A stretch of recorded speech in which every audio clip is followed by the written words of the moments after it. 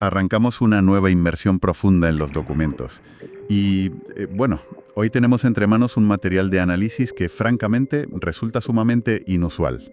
Sí, desde luego. Desafía cualquier lógica convencional, la verdad. Totalmente. A ver, la misión que tenemos por delante hoy es explorar a fondo un texto titulado Manifiesto Tempus Nullius. Que no es un texto cualquiera, ojo. Exacto. Se trata de una obra firmada por un autor identificado como G. Hager. Y lo curioso es que fue concebida originalmente en Austria, en el año 1978, pero Pero ha permanecido en la sombra, claro. eso es. Ha estado oculta hasta ver la luz y publicarse ahora, precisamente en este año, en 2026. Y bueno, para quienes nos escuchan, hay que advertir que es un documento que requiere una lectura muy meticulosa. O sea, quienes se adentren en este manifiesto encontrarán una mezcla sorprendentemente densa. Sí, disciplinas que rara vez convergen, ¿verdad? Exacto. El autor entrelaza matemáticas puras, biología humana, historia de la religión y, bueno, una cosmología esotérica sumamente particular. Es como un rompecabezas. Totalmente. Un rompecabezas donde cada pieza parece diseñada para cuestionar los cimientos de nuestra realidad cotidiana. Y fíjate, el punto de partida, lo que hace que este texto resulte tan magnético desde la primera página, es que te obliga a detenerte, a mirar algo que, bueno, la sociedad entera da por sentado. Algo invisible por lo cotidiano que es. Eso es. Algo tan pegado a la rutina diaria, que ya ni lo vemos. Me refiero al calendario. Claro. El autor plantea una premisa radical. Cuestiona qué pasaría si el calendario gregoriano, este sistema que organiza la vida moderna, las finanzas, las leyes de todo el planeta, Que lo rige todo, básicamente. sí, ¿qué pasaría si no fuera simplemente un sistema imperfecto o el fruto de la evolución histórica? O sea, si hubiera intención detrás. Exacto. Sugiere la posibilidad de que haya sido diseñado desde sus inicios como una herramienta específica para mantener a la humanidad desorientada. Desconectada de sus ritmos naturales. Y en última instancia, pues más fácil de controlar. Esa es la tesis central, sin duda. Vertebra absolutamente todo el documento. Y, a ver, hay un sentido de urgencia muy palpable en las páginas que hemos analizado hoy. Sí, no es algo teórico a largo plazo. ¿Qué va? Este nuevo calendario que propone el autor, el Tempus Nuevo, no se presenta como un experimento para un futuro lejano. Su día cero, o sea, el momento exacto de alineación astronómica para que el sistema empiece a funcionar, literalmente, está fijado casi en el presente inmediato, el 19 de marzo de 2026. Una fecha que además coincide con total precisión matemática con la luna nueva. Exacto. No es una fecha elegida al azar. Vale, pues vamos a desgranar esto, porque el manifiesto empieza atacando las anomalías más evidentes del calendario gregoriano. Que son unas cuantas, la verdad. Son tela. Al leerlas y analizarlas con detenimiento, resulta evidente el desorden de nuestro sistema actual. Tenemos meses que varían caprichosamente de 28, 29, 30 o 31 días. Sin ningún patrón biológico ni astronómico. Nada que lo justifique de manera coherente. Y luego está el tema de los nombres. La incongruencia total de la nomenclatura que está a la vista de todo el mundo y nadie cuestiona. Es un despropósito, sí. A ver, septiembre viene de la raíz latina septem, que significa 7, pero resulta que ocupa el 9º lugar. Claro, octubre viene de octo, 8, y es el 10º. Noviembre de 9, es el 11. Y diciembre, que significa 10, pues es el 12. O sea, la sociedad convive con este caos numérico impreso en el propio nombre del mes con total y absoluta normalidad. Y lo fascinante aquí es cómo la historia oficial justifica este desfase. Y por supuesto, cómo Heger le da una lectura completamente distinta en el manifiesto. Porque la versión oficial es administrativa, ¿no? Exacto. Los registros históricos convencionales explican que en la época romana, bajo los reyes previos a Julio César, se insertaron enero y febrero al inicio del año. Desplazando todos los demás meses. Eso es, desplazándolos, pero sin cambiarles el nombre. Sin embargo, el autor del texto va mucho más allá de una simple decisión administrativa. Su análisis se centra en un evento histórico clave. El 4 de octubre de 1582. Ah, la famosa bula papal. Exactamente. Esa noche, mediante una bula, el Papa Gregorio XIII literalmente borró 10 días de la historia de un plumazo. Madre mía, de un plumazo. Tal cual. La población se fue a dormir el 4 de octubre y al amanecer el calendario marcaba el 15 de octubre. ¿Y la justificación oficial para eso era un ajuste astronómico? Sí, corregir un desfase acumulado por el antiguo calendario juliano. Pero claro, para Jäger, estos saltos y ajustes forzados no son simples correcciones. Son la firma inequívoca de una operación de control. Los síntomas de un sistema artificial. Exacto. Un sistema que no respira con la coherencia de la naturaleza. Y claro, esa manipulación histórica del tiempo abre la puerta a una teoría aún más compleja dentro del manifiesto, una que se basa en el trabajo de un matemático ruso, Anatoly Fomenko. Así es. Fomenko, que es doctor en matemáticas, realizó un análisis estadístico exhaustivo de registros de eclipses y eventos astronómicos antiguos. Y llegó a una conclusión bastante radical. Muy radical. Su conclusión fue que gran parte de la cronología histórica que aceptamos hoy en día está duplicada o directamente fabricada. Y según las fuentes que estamos manejando, el autor del manifiesto apoya firmemente esta hipótesis de Fomenko. Sí, habla de la existencia de una fractura monumental en la línea del tiempo.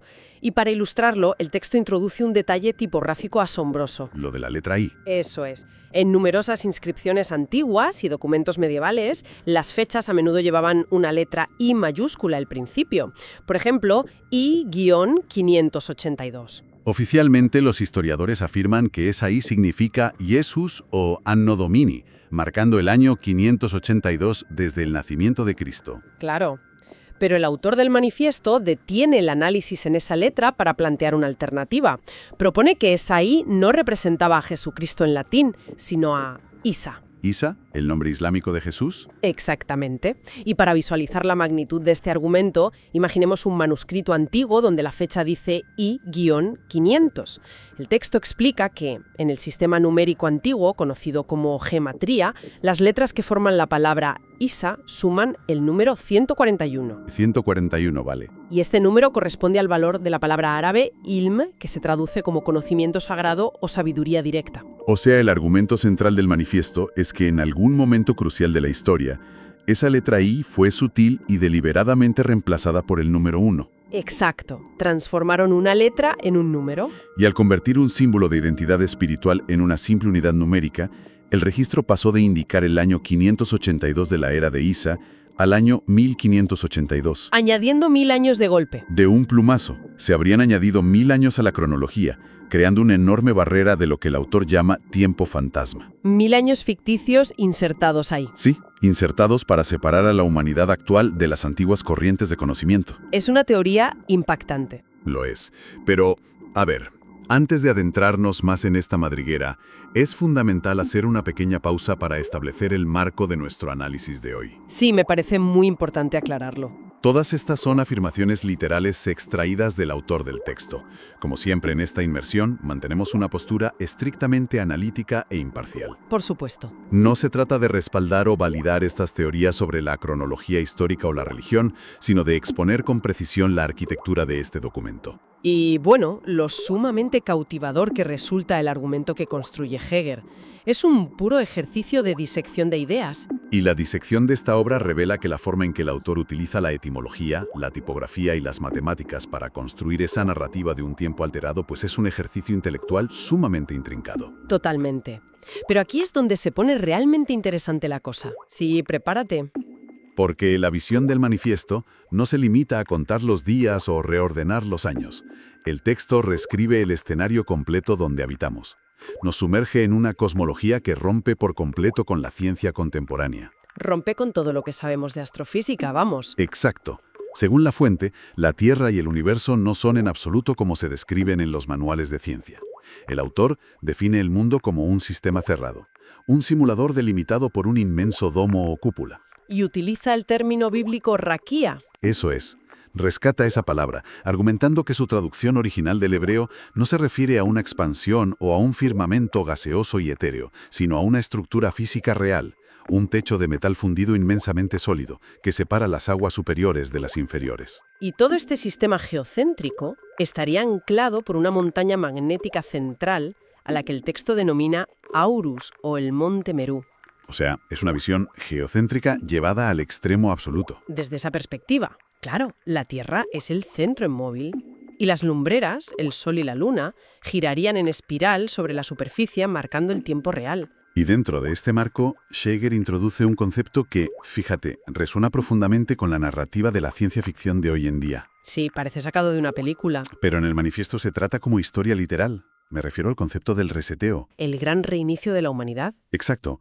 El manifiesto describe eventos cataclísmicos como el diluvio universal desde una óptica casi mecánica. O sea, no fue un castigo divino manifestado en forma de lluvia torrencial, fue una demolición controlada. Una demolición orquestada desde arriba. El texto afirma que la humanidad que habitaba el mundo antes de este cataclismo había alcanzado un nivel de avance tecnológico y de conciencia que amenazaba el control del administrador de este simulador. Una entidad a la que el autor asocia con figuras mitológicas, como el demiurgo o el dios Cronos. Y ante esta amenaza, pues el administrador decide romper el domo deliberadamente, abriendo compuertas físicas para dejar entrar las aguas superiores y, bueno, reiniciar la civilización. Y la imagen visual que proporciona el texto para sostener esto es simplemente impactante. Lo de la Vía Láctea. Sí, sostiene que la Vía Láctea no es una galaxia compuesta por miles de millones de estrellas a años luz de distancia. ¿Qué va? Dice que es la cicatriz luminosa y visible de las 7 capas de soldadura y reparación que los administradores tuvieron que aplicar a esa cúpula tras el diluvio. Es una imagen poética pero aterradora bajo este contexto.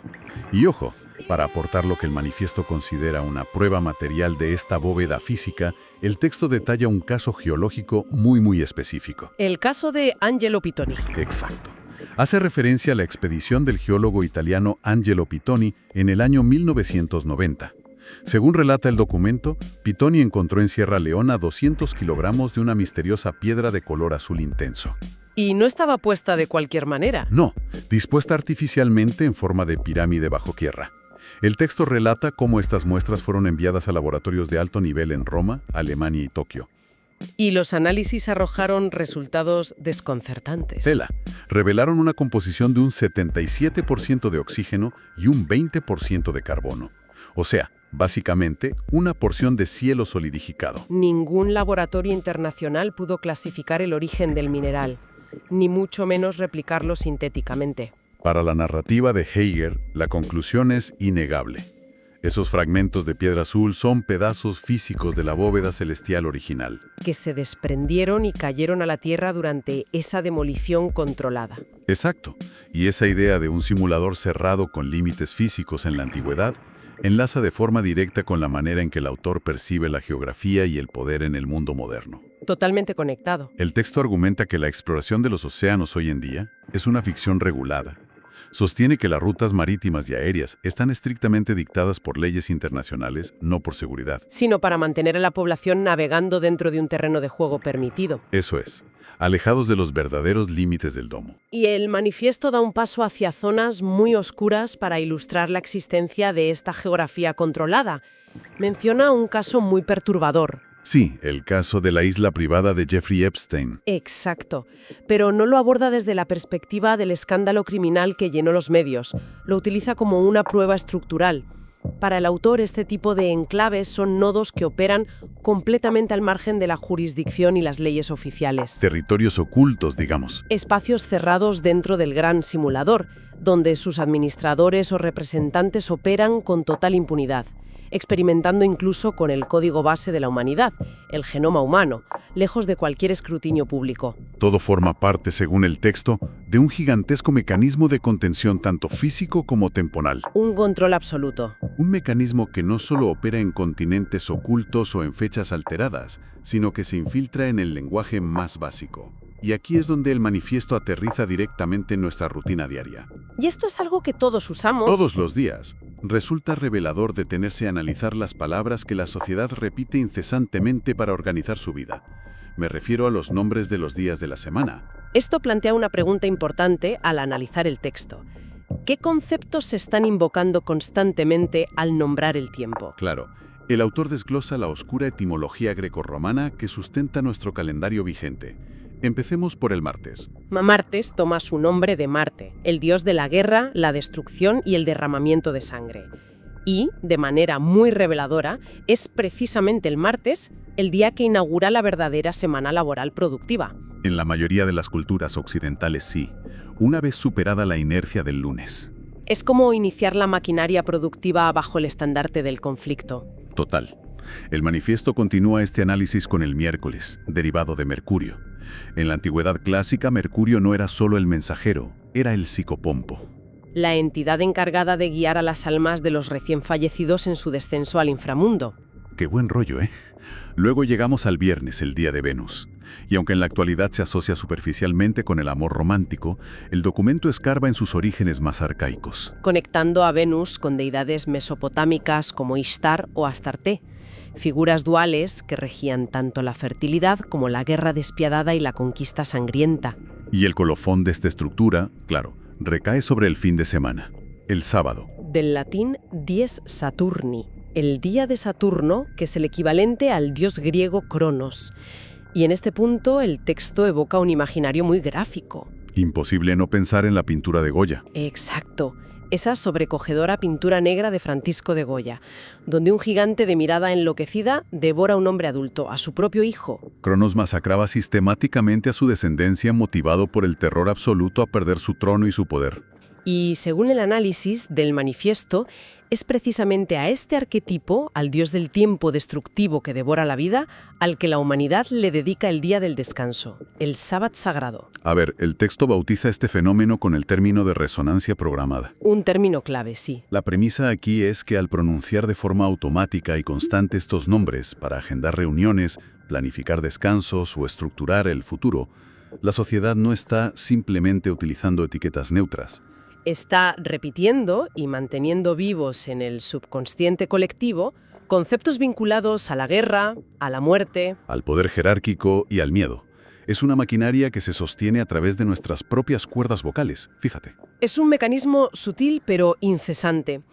El manifiesto argumenta que esta resonancia programada mantiene a la población sumida en un estado crónico de ansiedad de bajo nivel. Obligando a la psique a rendir pleitesía a un tiempo que, en lugar de ser un ciclo natural que nutre, se percibe como una cuenta atrás. Una cuenta atrás que agota y devora, claro.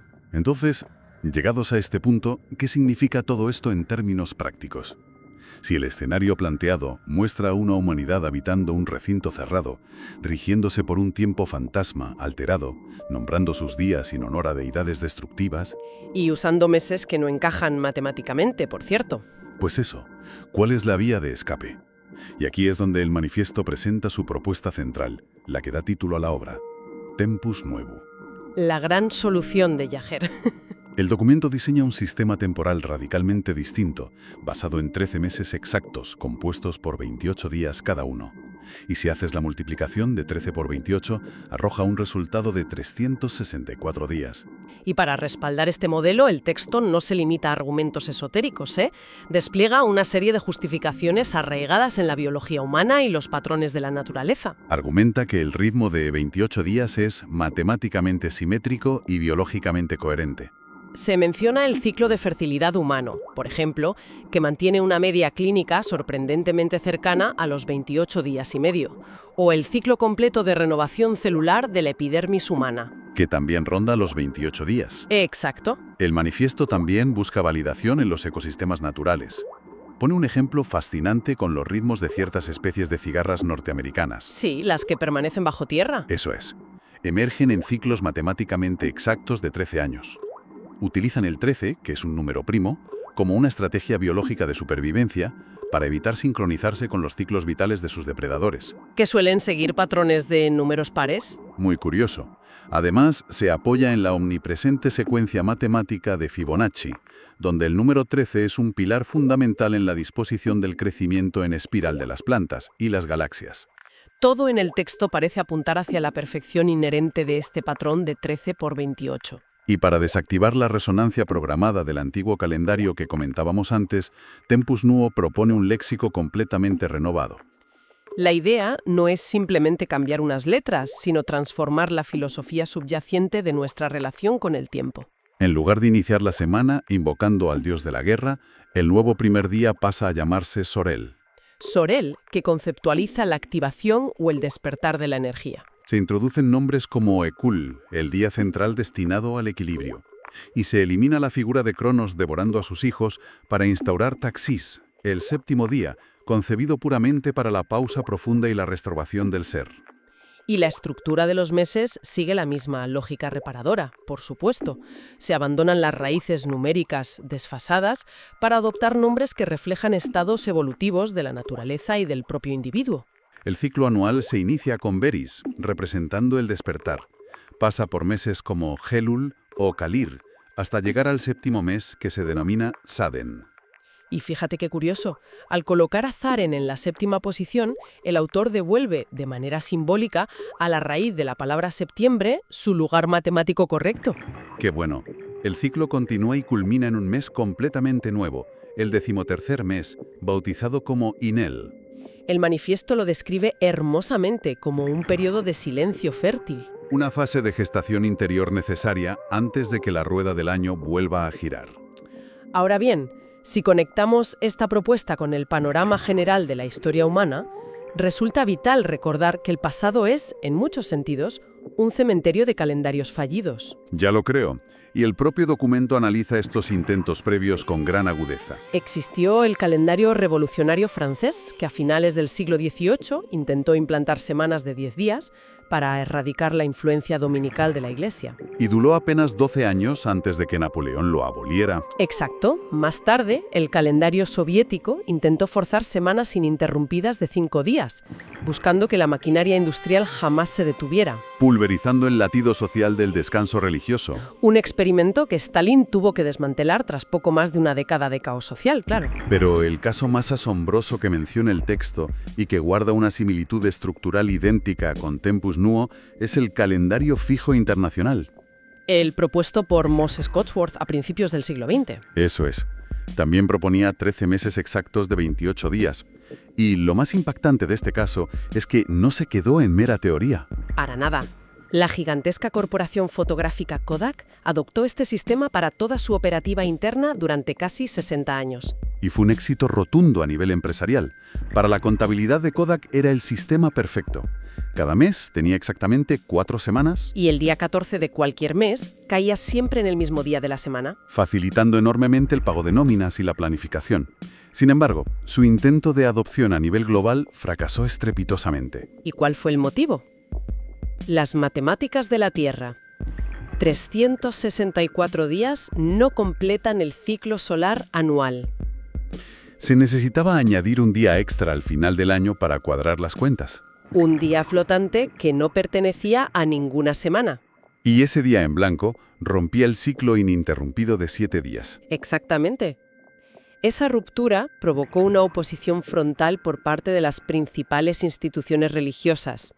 Ya fueran judías, cristianas o islámicas, percibían la interrupción del ciclo semanal de 7 días como una violación inaceptable del mandato sagrado. El de guardar el sábado o el domingo. Ese simple día extra hizo colapsar la iniciativa a nivel mundial. Lo que nos lleva a la justificación oficial del por qué el Tempus Nuo es diferente. Aquí llegamos al hack maestro. La genialidad estratégica del diseño de Jaeger. Sí, el autor del manifiesto estudió a fondo estos fracasos históricos y determinó que su calendario no podía basarse en la confrontación.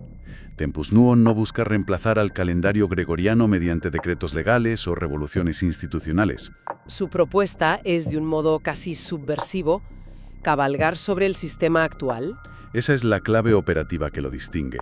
Para alinear los 13 meses de 28 días con el año solar real, Tempus Nuo también necesita integrar esos días sobrantes hasta llegar a los 365 o 66. Pero en lugar de dejarlos flotando en un limbo que rompa la semana, los ancla astutamente a fechas concretas del calendario oficial. El día extra anual, bautizado como Amantia, se superpone milimétricamente sobre el 19 de marzo gregoriano. Y en los años bisiestos se activa un segundo día adicional, llamado Gracia, superpuesto al 18 de marzo.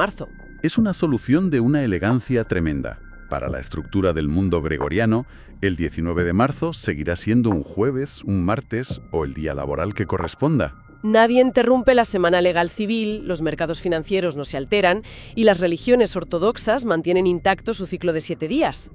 Pero para la persona que ha decidido adoptar el marco del Tempus Nuo, ese día específico funciona como una jornada fuera del tiempo, dentro de su ciclo interno de 13 meses. Se convierte en un espacio sagrado de pausa mental que fluye invisiblemente por debajo de la estructura oficial. Es un mecanismo brillante que permite transitar por dos dimensiones temporales de manera simultánea, evitando que la maquinaria del sistema reaccione o penalice a quien lo practica. Se trata de una estrategia de coexistencia pacífica y silenciosa. El manifiesto hace hincapié en que la resistencia del sistema oficial, lo que el autor denomina la inmunidad del simulador, se activa de manera agresiva únicamente cuando se intenta demoler su estructura frontalmente. Al superponer el tempus nuo como una capa transparente, la nueva medida del tiempo se desliza a través de las grietas de la burocracia. Sin activar ninguna alarma social o institucional. El viaje analítico a través de las páginas de este documento resulta, sin duda, exhaustivo. Y a modo de resumen de valor, la conclusión principal que nos arroja la lectura de este manifiesto Tempus Nuo es que no plantea una campaña política masiva. Ni exige la creación de comités burocráticos internacionales para reformar el mundo. En su núcleo más esencial, se presenta como una propuesta de orientación puramente íntima. Es una brújula ofrecida para recuperar una sincronía biológica y psicológica con el entorno. Un acto de soberanía que no requiere solicitar permiso a ninguna institución, gobierno o doctrina religiosa. Es una filosofía de empoderamiento silencioso. Y si se acepta la premisa de que el tiempo es el andamio invisible sobre el cual se construye y se experimenta la totalidad de la existencia humana, tomar la decisión consciente de alterar la forma en que se mire ese tiempo se convierte en el acto supremo de autonomía individual. Totalmente de acuerdo. Para poner el broche final a esta inmersión profunda, resulta sumamente interesante dejar en el aire una reflexión que trasciende las propias páginas del texto. Un pensamiento provocador para explorar mentalmente al terminar de escucharnos. A ver. Si damos por válida la hipótesis de que la arquitectura del calendario moldea directamente la percepción de la realidad, esculpe la psique y calibra los niveles de estrés diarios de una civilización entera, ¿qué transformaciones se desencadenarían en la conciencia humana si una persona decidiera, en la privacidad absoluta de su fuero interno, regirse exclusivamente por este ritmo armónico de 28 días? Es una pregunta profunda. Pensemos en el inmenso poder psicológico que albergan las palabras.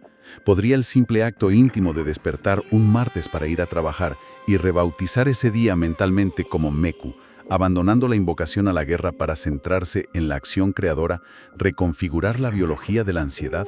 Un cambio de paradigma interno. ¿Sería posible que un cambio tan sutil e interno lograra alterar de forma radical la manera en que un individuo se relaciona con su entorno, consiguiendo una paz profunda incluso mientras el resto de la sociedad sigue corriendo frenéticamente, atrapada en las fauces del tiempo de Cronos? Es algo para reflexionar seriamente. Esperamos que el análisis de hoy haya resultado tan estimulante para la audiencia como lo ha sido para nosotros sumergirnos en la complejidad de estas fuentes. Queda abierta la invitación para seguir observando y cuestionando, siempre con mirada crítica. Aquellas estructuras invisibles que de manera silenciosa dan forma y dirigen el ritmo de cada jornada. Hasta la próxima inmersión. Hasta la próxima.